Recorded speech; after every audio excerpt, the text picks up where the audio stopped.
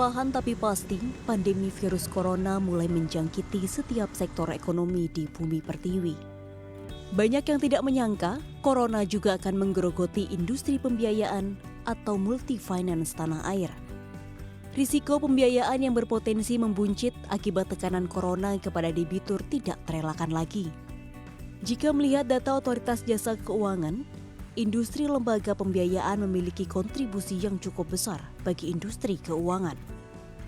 Aset lembaga pembiayaan di Februari 2020 saja sudah mencapai 518 triliun rupiah atau sekitar 20% dari total aset industri keuangan non-bank yang mencapai 2.500 triliun rupiah. Tidak salah jika pemerintah memberikan perhatian khusus bagi industri multi-finance. Industri keuangan non-bank akan diberikan penundaan cicilan sampai 1 tahun dan penurunan bunga.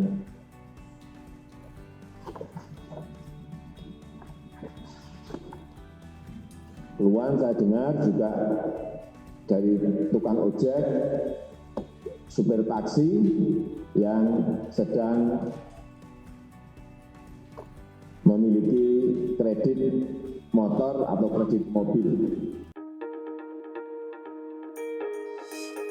Merespon permintaan Presiden, akhirnya OJK merilis ketentuan lanjutan restrukturisasi kredit bagi perusahaan leasing. Hal tersebut dirilis dalam Surat Edaran Nomor S9-D05-2020 tentang kebijakan kontrasiklika dampak penyebaran COVID-19 bagi perusahaan pembiayaan. Lebih lanjut, Deputi Komisioner Humas dan Logistik OJK Anto Prabowo mengatakan OJK senantiasa memantau perkembangan ekonomi global yang sangat dinamis. OJK mengatakan kelonggaran kredit bisa diberikan kepada debitur yang terkena dampak wabah virus corona dengan plafon pembiayaan paling banyak 10 miliar rupiah.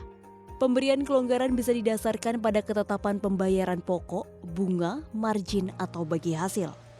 Sontak kabar ini pun direspon baik oleh para debitur. Tidak sedikit juga para debitur yang langsung menyambangi kantor leasing hingga berbondong-bondong untuk mengajukan keringanan cicilan. Namun tetap, prioritas tertuju pada para nasabah berpenghasilan harian yang pendapatannya sangat terdampak akibat corona. Kembali lagi kita lihat kasuistis, kalau ada debitur yang 100% turun pendapatannya, mungkin kita bisa memberikan keringanan sampai ditunda cicilannya, tetapi tentu kita lihat dari waktu ke waktu tidak langsung 1 tahun. Namun asosiasi berharap agar masyarakat tidak salah tafsir, seyogyanya tidak semua nasabah akan dapat keringanan dan bukan berarti cicilan mereka bisa ditangguhkan hingga 1 tahun. Semua ada hitungannya demi menjaga risiko industri pembiayaan. Bukan tanpa sebab, industri pembiayaan yang bermasalah juga akan berdampak sistemik kepada industri keuangan bumi pertiwi. Saat ini, mayoritas likuiditas multi-finance masih bersandar dari perbankan. Data OJK bahkan menyebut saluran kredit bank ke sektor perantara keuangan mencapai 249 triliun rupiah di Desember 2019. Jadi kehati-hatian harus jadi yang utama untuk terhindar dari efek negatif dari sistemik lembaga keuangan. Dan yang terpenting adalah keselarasan kebijakan dari hulu hingga hilir guna menangkal corona. Jangan sampai simpang siur kebijakan hanya menghasilkan kebingungan di masyarakat yang butuh uluran tangan pemerintah.